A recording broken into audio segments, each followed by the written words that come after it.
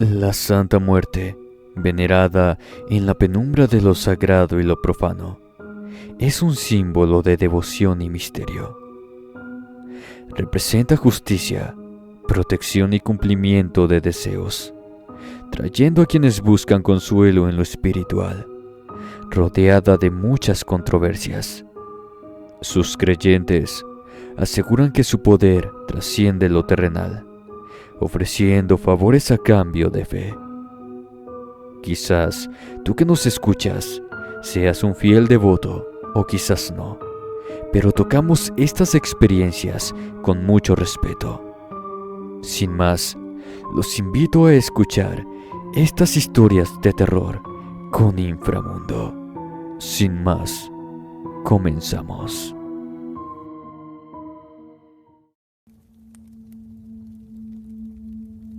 Hola a todos, buenas noches. Tengo 52 años y quisiera contarles una historia que me pasó cuando era joven. En esos tiempos me dedicaba a cosas que no eran tan legales que digamos. No quiero entrar en muchos detalles porque quiero que dejen mi nombre en el relato. El punto de esto es que siempre he sido creyente en la Santa Muerte, así que quería que ella me aconsejara sobre lo que podría hacer. Era parte de una banda. Hacíamos bastantes desmadres, pero mi mamá siempre me encomendó a ella, que es la más justa de los santos, ya que finalmente nos entiende y sabe que como somos humanos, pecamos definitivamente. Ella provoca mucho respeto y una creencia fuerte que mi madre me transmitió, de manera que cuando finalmente tuve suficiente de estar con la pandilla, le pedí consejo para saber si hacía lo correcto. Sabía que sería una cosa delicada dejarlos, porque les sabía muchas cosas, y mi intención era ya vivir mis años tranquilo. Pero como se imaginarán, dejarlos no iba a ser una cosa tan sencilla. Recé: Santa Muerte, imploro tu presencia para pedirte un consejo. Háblame en sueños para que sepa qué hacer. Lo hice frente al altar de la niña. Se suponía que ella me contactaría en sueños para hablarme. De verdad me sentía muy perdido, por lo que necesitaba que la santita me escuchara. Esa oración la había visto detrás de una estampita de la Santa Muerte que prometía que con esas palabras llamaría la atención de la flaquita. Me fui a dormir temprano esa noche para que ella me dijera qué podría hacer, cómo proceder para que las cosas funcionaran mejor. Pero durante las horas que me dormí no sucedió absolutamente nada, solamente vi negro. Me desperté antes de que sonara la alarma. Me levanté para lavarme los dientes e ir al baño, que es la costumbre que tengo. Casi siempre lo hacía a oscuras porque a veces me lastima la luz.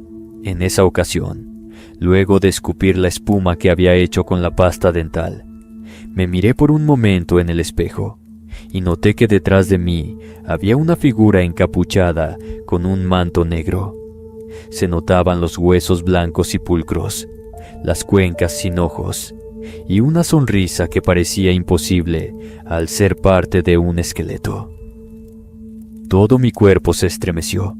Di un grito que despertó a mi madre, la cual vino corriendo al baño a la media luz de la mañana. Al no ver nada, espantada, ella me preguntó qué había pasado. Cuando le conté, frunció un poco la boca. Me dijo que seguramente la niña me quería decir algo. Mi expresión le confesó a mi madre que eso era verdad, de forma que ella insistió en preguntarme qué pasaba. Le dije lo que pensaba hacer y todo. Entonces mi mamá me dijo que estuviera atento, porque al parecer la flaca no me iba a dar el mensaje de forma sencilla, sino que seguro me iba a dar un buen susto para que no la anduviera molestando con mis cosas. Pasé saliva y me fui a mi cuarto a vestirme. Desayuné y me fui temprano a la obra, porque trabajaba como albañil. Después de mi turno, que se me pasó demasiado rápido, ya que estaba todo nervioso viendo sobre mis hombros a cada rato para asegurarme de que la santa no estuviera detrás de mí, me tuve que ir con todo mi pesar a ver a la banda. Eran mis compas ciertamente, pero eso no los hacía menos peligrosos. Ellos me dijeron que esa noche tocaba ir a levantar a un riquillo de la ciudad. En teoría no le haríamos nada. Simplemente sería encerrarlo un rato en el carro, darle unas vueltas por las calles, quitarle lo que tuviera y dejarlo por ahí. Nos subimos varios a un auto. Pronto nos encontramos detrás del vehículo de la persona y finalmente lo alcanzamos para darle el cerrón a la camioneta que el hombre conducía. Cuando por la ventana del auto vi que en el lado del conductor de la persona iba la Santa Muerte sentada. Desde ese punto me miró con sus cuencas vacías que me atravesaron el alma. No pude evitar gritarles a los compas que no debíamos hacerlo. Ellos no me hicieron caso, siguieron con el plan. Adelantaron el auto a la camioneta, la colocaron estorbando, y lo que usualmente debería pasar era que la persona le pisara al freno, y entonces podríamos proceder, pero este hombre estaba loco, y en lugar de eso le dio al acelerador. Yo estaba del lado de la puerta, que se iba a impactar inmediatamente con el vehículo en movimiento. Podía ver derecho a la niña moviendo su cabeza de un lado a otro, como algo decepcionada de que no le hubiera hecho caso. Todo pasó en cámara lenta. Sentí el impacto en mis costillas inmediatamente. Luego mi cuerpo se estrelló contra el de mi compa de al lado. Se notaba que la camioneta estaba blindada, porque ni de un golpe contra un auto le hizo mella alguna. Nuestro pobre carro chocó contra un poste de luz. El ruido que hizo la cabeza de mi compa contra la puerta me hizo saber que ya había muerto, muy seguramente por el impacto de sus huesos contra el metal del auto. Acabamos todos noqueados. Yo era el peor de los cuatro. Por el impacto, mi corazón estaba deteniéndose y poco a poco se me estaba yendo la vida. Sin embargo, alcancé a notar que alguien, seguramente el muchacho, abría la puerta con un arma de fuego en la mano y detonaba la pistola varias veces. Se me puso el mundo negro, con la imagen de la santa frente a mí. Lo siguiente que supe fue que los paramédicos me acababan de revivir en una ambulancia. Tenía varias costillas rotas. De puro milagro no se me había perforado un pulmón. En la ambulancia también podía ver a la huesuda sentada a mi lado. Alcancé a llegar al hospital y pude hacer una recuperación adecuada, a diferencia de mis compas, que el hombre mató a todos los otros pasajeros. No me disparó a mí solamente porque me vio ya casi muerto y no quiso desperdiciar tiros en mí. Ese accidente me ayudó a irme de la banda.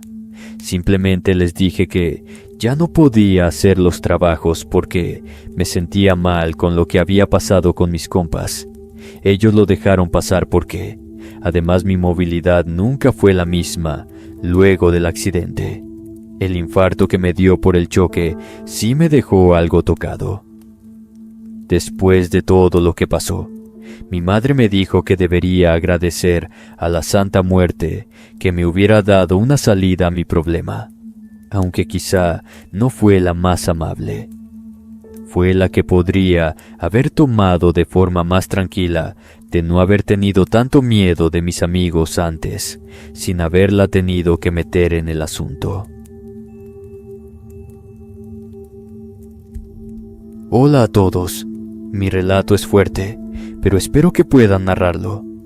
Esto le pasó a mi madre. Tenía unos 26 años cuando se embarazó de mi hermana. Mi abuela era muy creyente de la Santa Muerte, pero ella no. Mi mamá se llama Gloria y mi abuela Guadalupe, pero le decimos Lupita. Gloria ya se encontraba casada con mi papá, viviendo en una casa muy cercana a la de mi abuela.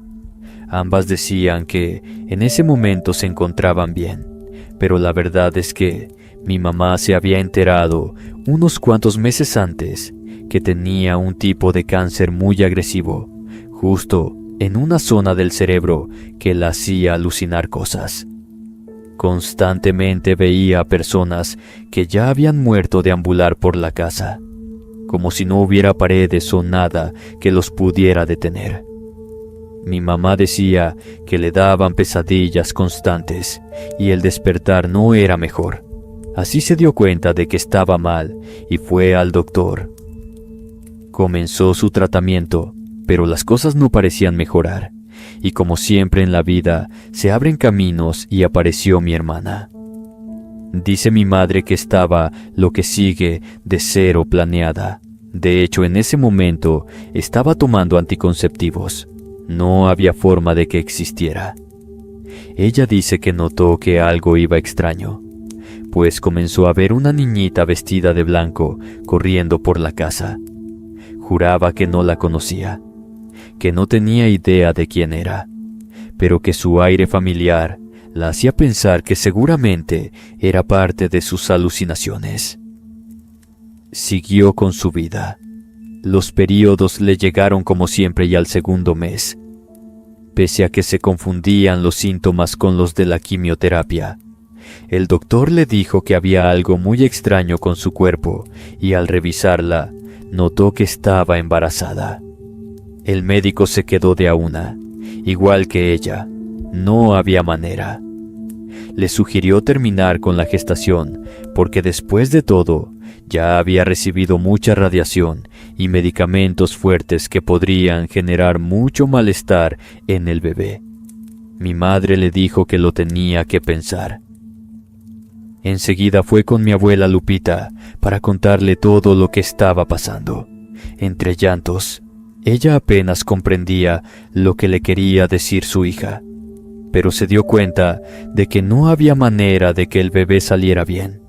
Así que le tomó la mano a Gloria y le dijo que fueran a rezar con la santita y que fuera lo que Dios quisiera. Mi mamá se molestó un poco. Estaba muy estresada por todo lo que iba a pasar a partir de ese momento, pero pensó que Lupita estaba haciendo lo mejor que podía y su intención era buena. Así que la acompañó al altar que tenían en la sala, y ambas comenzaron a orarle a la flaca. Gloria dice que en ese momento sintió un aire helado que se colaba en la habitación cerrada, lo cual estaba muy extraño. A continuación, observó cómo de entre las sombras salía la pequeña de blanco, agarrada de la mano de un esqueleto de al menos 2 metros de altura, enfundado en un hábito blanco también. Tenía una guadaña en la extremidad libre. Mi mamá estaba a punto de saltar de su lugar, pero recordando las cosas que habían pasado antes, se relajó. Sabía que era una alucinación de su mente. Ambas figuras se acercaron a ella. Dice que la parca le habló con voz sepulcral mientras ella seguía concentrándose en rezar. El ser le dijo que ella se iba a curar de su enfermedad porque la niña que la acompañaba había hecho un trato. Pese al tono profundo de la criatura, no era algo que le diera miedo en ese momento, pero después que se dio cuenta de que era real, cuenta que casi se infarta porque podía notar los agujeros vacíos de las cuencas de la santa, así como el frío de ultratumba que la rodeaba. Pese a ser un aura tranquila, tenía una magnificencia que imponía. Con esas palabras, mi mamá no pudo evitar voltear a ver a la pequeña que iba de la mano de ese ente.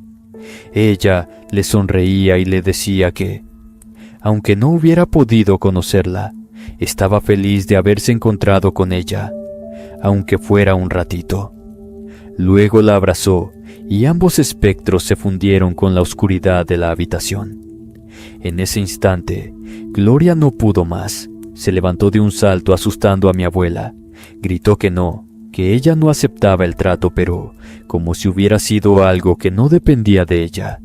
En ese momento sintió a la muerte correrle por las venas con el frío que lleva cuando es hora de que un alma la acompañe, y acto seguido le comenzaron unos cólicos terribles que terminaron en el hospital con un sangrado fuerte. Había perdido a mi hermana de forma natural. Los médicos dijeron que eso era producto de que el bebé no había soportado los tratamientos diseñados para curar la fatídica enfermedad. Pero Gloria tenía otra idea más cercana de todo lo que había visto. Mi abuela la consoló todo lo que pudo, pero como sabrán las personas que hayan vivido este tipo de situaciones, no es nada sencillo. Conforme pasó el tiempo, ella finalmente se curó del tumor que tenía y dejó de ver cosas. Dicen que la vida lo sana todo, así que años luego de lo sucedido, decidió darse otra oportunidad de tener hijos y se embarazó de mí. En esta ocasión todo fue a pedir de boca con los médicos. Nací en tiempo y forma. Ahora recuerdo vagamente algo que me cuenta Gloria. Ella insiste en que mientras yo estaba pequeña, entre los 2 o 3 años de edad, constantemente quería jugar en la oscuridad de los rincones, como si estuviera buscando a algo o a alguien. Gateaba al sitio y comenzaba a reír como lo hacen los bebés cuando sienten alegría por ver a alguien conocido. Antes de eso, volteaba constantemente a las esquinas de mi casa para buscar lo mismo. Cuando aprendí a decir las primeras palabras, mi madre, más a modo de juego que de verdad esperando que le dijera algo coherente, me preguntó qué veía ahí, que si quería que me llevara con alguien, o por qué tanta insistencia en llegar a ese punto. Entonces le respondí con palabras que apenas formaban sílabas que quería ir con Mana, con mi hermana. Eso hizo que mi madre se pusiera pálida y no volvió a decirme nada más del tema. Cuando crecí, tenía una amiga imaginaria que le decía Lila, el nombre que mi madre le quería poner a su primera hija y que no llegó a mí por los acontecimientos narrados. Era una niñita con un vestido blanco que se la pasaba jugando todo el tiempo conmigo y diciendo qué debía hacer y qué no, como si me cuidara.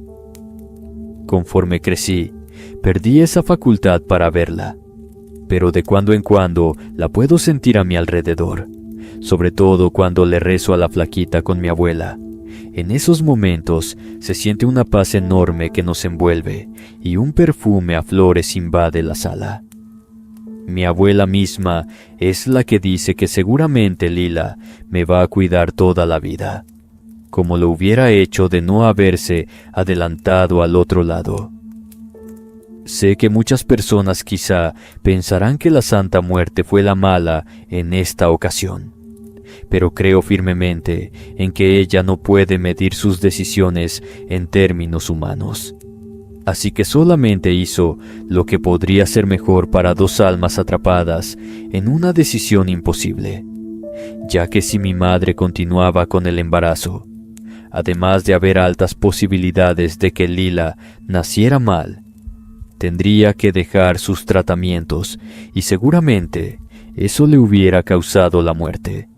En tanto, si decidía terminarlo, ella misma dice que es algo que jamás se podría haber perdonado. Supongo que la niña le dio el favor más grande que pudo. Hola, muy buenas a todos. Durante algún tiempo he seguido tu canal y me parece muy bueno, y más aún que nos das la oportunidad de enviar nuestras experiencias para que las puedas contar.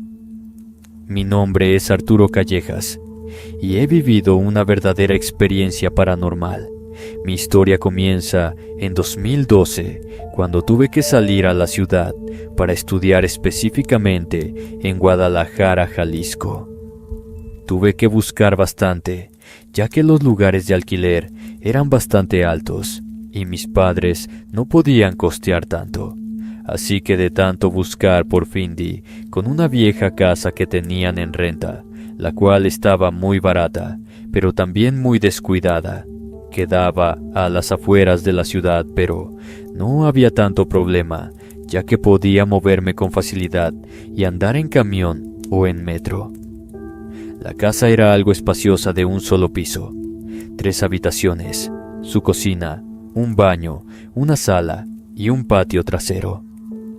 Durante un par de días me dediqué a limpiarla lo mejor que pude antes de entrar a la universidad. Pero a pesar de haberla arreglado lo mejor que pude, tenía un olor penetrante como a viejo y a algo fétido que no supe de dónde provenía. En fin, ¿qué más quería por tan poco dinero? Conforme fueron pasando los días, entré a la universidad y se me vino a la mente la idea de invitar a un par de jóvenes a vivir conmigo, para que así pudiéramos compartir los gastos o rentar los 2 cuartos restantes. Al estar en la universidad en la carrera de química, para mi buena suerte, hice algunos amigos y 2 de ellos aún no encontraban dónde rentar y tenían que ir y venir todos los días desde sus lugares de origen. Si mal no recuerdo, uno vivía en Arandas, Jalisco. Los convencí que se quedaran en mi casa y así acordamos compartirnos los gastos. Durante los primeros meses todo marchaba bien, nada fuera de lo común, hasta que una noche Mario, uno de mis compañeros, despertó gritando muy asustado a eso de las 2 de la mañana. Gritaba que alguien le había jalado los pies y nos sacamos de onda. Felipe y yo nos quedamos mirando y le dijimos a Mario que quizá lo había soñado. Así que durante esa noche nos fuimos a dormir y no pasó nada más. Fue para el 2 de noviembre, Día de Muertos, que estando dormidos se escuchó bastante fuerte como si dejaran caer algo pesado. Desperté pensando que quizá alguien había entrado, pero al salir revisé y todo se encontraba bien. Felipe y Mario aún se encontraban durmiendo. Al volver a mi habitación, escuché claramente el rechinar de una silla de la cocina, y salí rápido y nuevamente no había nada. Fue hasta la tercera ocasión que me encontraba dormitando, cuando se escuchó cómo se quebraban platos y tiraban cosas en la cocina. Era un tremendo escándalo. Ahí mis compañeros despertaron y fuimos a ver qué sucedía.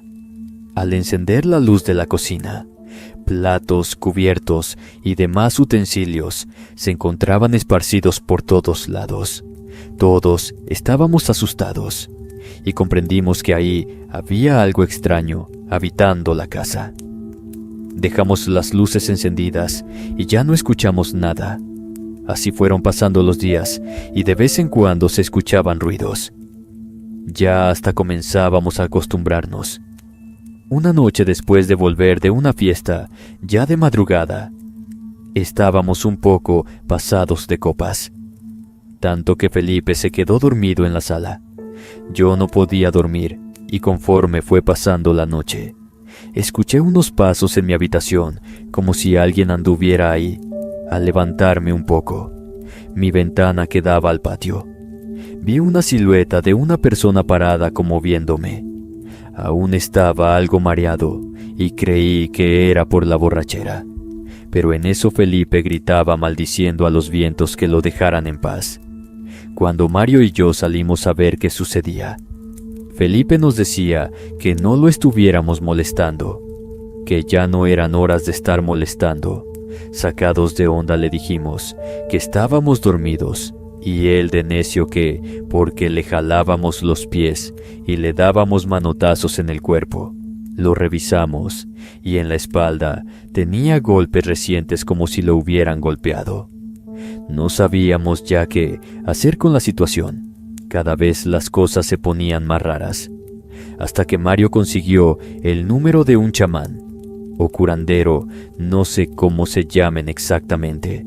El caso es que el señor, al poner el pie en la casona, inmediatamente dijo que había un demonio muy poderoso dentro de la casa y comenzó a hacer sus limpias y rezos en otro idioma. lo que creímos que era buena idea y de alguna manera así podríamos estar mejor. Fue un grave error, quizá molestamos al espíritu ese, ya que durante la noche a mí me jalaron la cobija en 2 ocasiones, y a la tercera que yo la jalaba para conmigo no la podía mover. Estaba muy pesada y de pronto la cobija volaba por los aires. Del miedo me paré rápido a encender la luz, y en cuanto puse un pie en el piso, sentí una mano que me agarraba el tobillo, y ahí me desmayé. Cuando desperté, estaba en la cama y Felipe y Mario estaban a mi lado. Dicen que escucharon que yo gritaba y que se escuchaba una voz gutural en mi habitación que no se podía entender, y cuando entraron me encontraron tirado en el piso. Durante esa noche dormimos los 3 en una misma habitación y con la luz encendida. Mario al día siguiente se mudó con un compañero de la carrera y no nos dijo nada eso, si se nos hizo raro a Felipe y a mí. Nosotros, por más que tratamos, no encontrábamos nada barato y los compañeros ya no tenían espacio en sus casas. Era por eso que Felipe y yo no nos íbamos de esa casa. Optamos por hablar con un sacerdote, y este fue a la casa a bendecirla y orar. Nos dijo que en el patio podía sentir una presencia, que quizá ahí estaba alguien enterrado. Pareciera que el haber traído al sacerdote acabó con los ruidos que escuchábamos y las cosas extrañas, excepto en el patio. Ya a inicios de 2013, todo parecía normal. Las cosas ya se habían calmado, ya no nos asustaban. Pero por la madrugada escuchaba que la ventana de mi habitación la golpeaban, pero siempre me daba miedo voltear, hasta que un día, cansado de esa situación, me volteé a mirar, y ahí estaba, no sé cómo describirlo, pero era como una persona que no se le podía ver bien la cara, como si estuviera borroso. Me quedé helado, no podía moverme del susto, hasta que de pronto esa cosa se comenzó a desvanecer y simplemente me eché mi cobija y me acurruqué. Ya por la mañana le conté a Felipe lo sucedido y quedamos en escarbar en el patio, a ver qué había ahí. En una esquina encontramos unos huesos, escarbamos más y había una bolsa de plástico y una cajita. Los huesos creímos que eran de humano, y al abrir la bolsa apestaba a un hedor que casi vomitamos. Dentro de ella había cabellos humanos y unas fotografías de hombre con armas. Cuando abrimos la caja, dentro de esta estaba una figura de una Santa Muerte y unas monedas de 5 y 10 pesos. Lo que dedujimos fue que quizá ahí antes vivía algún mafioso y adorador de la Santa. Ahí yo le hablé al casero para que fuera y le explicamos todo lo que nos había estado pasando. Él nos confesó que hace muchos años atrás había rentado la casa a un sicario sin él saberlo, hasta que un día lo llamaron los vecinos que apestaba la casa, y al abrir la puerta habían asesinado a esta persona y ya se encontraba en descomposición. La policía y forenses fueron a hacer sus investigaciones y todo lo que conlleva. Entonces el señor siguió rentando la casa, pero no duraban mucho las personas ahí, porque siempre le decían que ahí espantaban, y es por eso que siempre él rentó tan barata. Él se encargó de los huesos y las cosas enterradas, que al parecer eran brujería. Desde ese entonces dejaron de sucedernos cosas malas dentro de la casa. Felipe y yo nos hicimos muy buenos amigos.